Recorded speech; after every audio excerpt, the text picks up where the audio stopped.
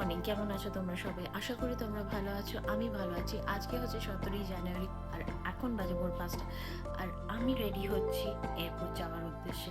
আজকে সেদিন যেদিন আমি ইন্ডিয়াতে ফ্লাই করব। আমার ফ্লাইট পাথ হচ্ছে প্রথমে আমি সিঙ্গাপুর যাব, সিঙ্গাপুর থেকে আমার ইন্ডিয়ার কানেক্টিং ফ্লাইট, ইন্ডিয়া মানে কলকাতার কানেক্টিং ফ্লাইট। তো চলো ঝটফট আমি রেডি হয়ে যাই। ইন্ডিয়া যাওয়া সবসময় কিন্তু একটা আলাদা ফিল আছে। ব্যাকপ্যাকিং থেকে এয়ারপোর্টের তোড়জোড় সব কিছুর মধ্যেও যেন একটা খুব সুন্দর উত্তেজনা আমাদের মনের মধ্যে কাজ করে। So join me as I start this long awaited trip back to my roots. In short, এই জার্নিটা হতে চলেছে zero sleep, backpacks and heart full of emotions. এবার আমরা পৌঁছে যাচ্ছি অ্যাডিলেডের এয়ারপোর্টে। এই ভ্লগটাতে আমি তোমাদের সিঙ্গাপুর এয়ারলাইন্সের ভেতরটা কেমন হয়, খাওয়া দাওয়া কেমন হয় সেটাই দেখাবো। সিঙ্গাপুর এয়ারলাইন্স হচ্ছে second best in the world. এদের food, crew, inflight entertainment, seat, comfort সব কিছুই থাকে কিন্তু ওয়ার্ল্ড ক্লাস। আর এটাই হচ্ছে আমাদের অ্যাডিলেডের এয়ারপোর্ট। চলো, সৌম্য এবার আমায় ছাড়তে এসছে আজকে, কারণ সৌম্য যাচ্ছে না, এবার যাচ্ছি আমি একাই। চলো সোমো, পৌঁছে গেলাম এয়ারপোর্টে 1 মাসের জন্য। কুকুর বেড়াল নিয়ে ভালো থেকো তুমি, ঠিক আছে?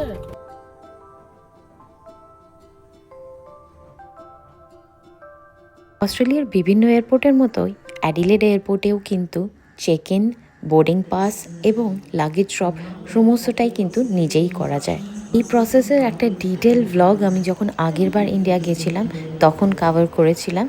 যদি তোমাদের দেখতে ইচ্ছা করে সেটা কিন্তু আমি ডেসক্রিপশন বক্সে দিয়ে রাখলাম লিঙ্কটা। যদিও বা আমায় প্রথমে সিঙ্গাপুরে নামতে হবে, কিন্তু আমার লাগেজটা কিন্তু একেবারে কলকাতাতেই পৌঁছে যাবে।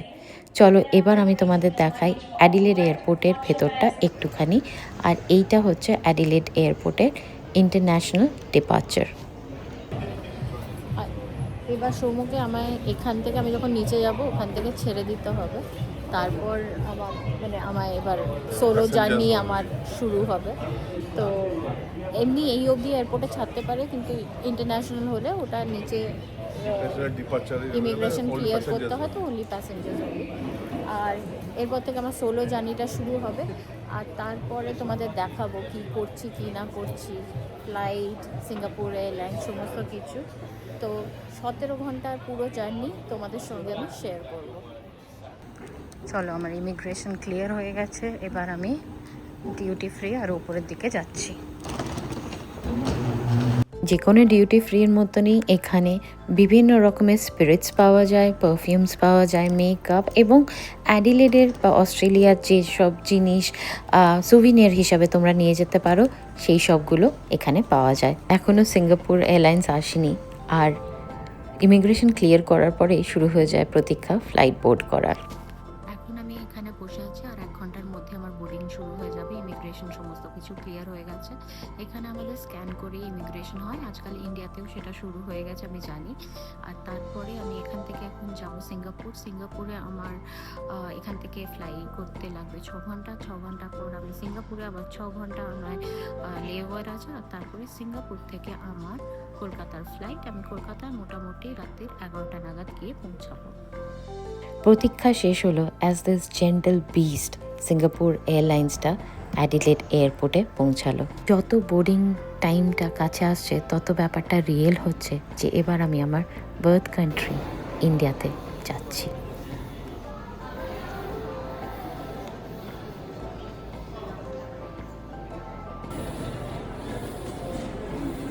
ফাইনালি আমি বোর্ড করছি SQ278 from Adelaide to Singapore. চলো এবার তোমাদের দেখাই সিঙ্গাপুর এয়ারলাইন্সের ভেতরটা। আমি সবসময় আইল সিটটাই চুজ করি। অন্য এয়ারলাইন্সের চাইতে সিঙ্গাপুর এয়ারলাইন্সের লেগ স্পেসটা কিন্তু যথেষ্টই ভালো। যদিও বা আমার শর্ট হাইট, আমার হাজব্যান্ড 6 ফিট, ওরও কিন্তু কোনো অসুবিধা হয় না।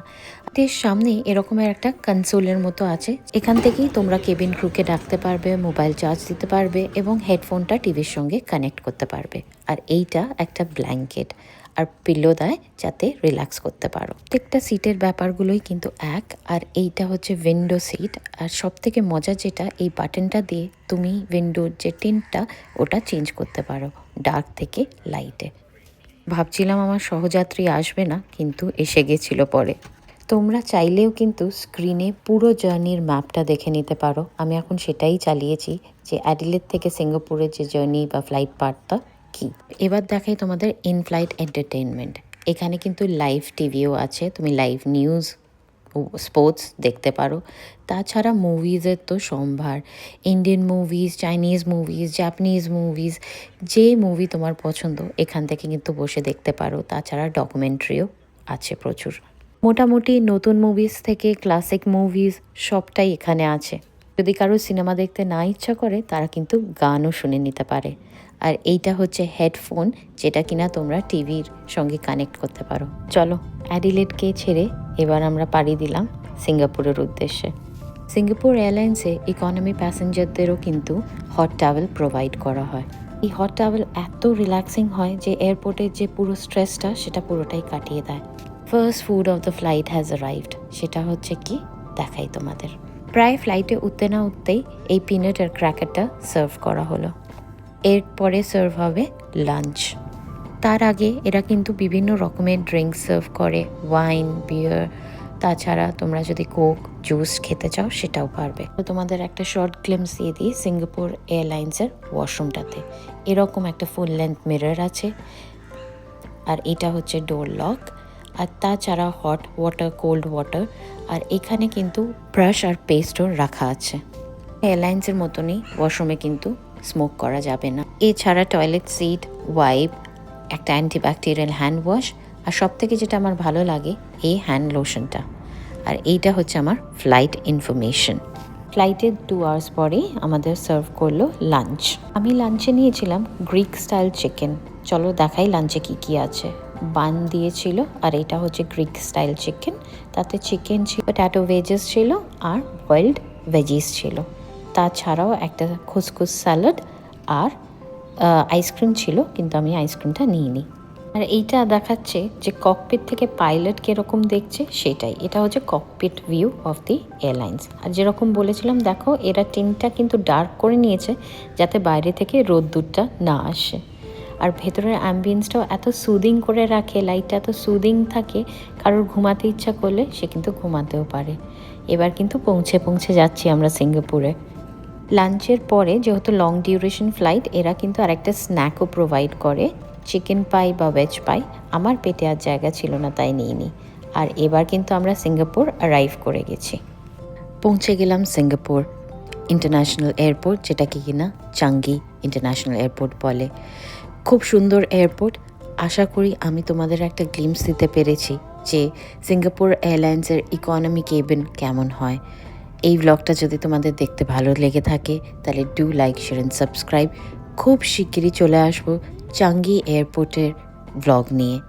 তোমরা দেখতে থাকো, সঙ্গে থাকো ঘরে বাইরের।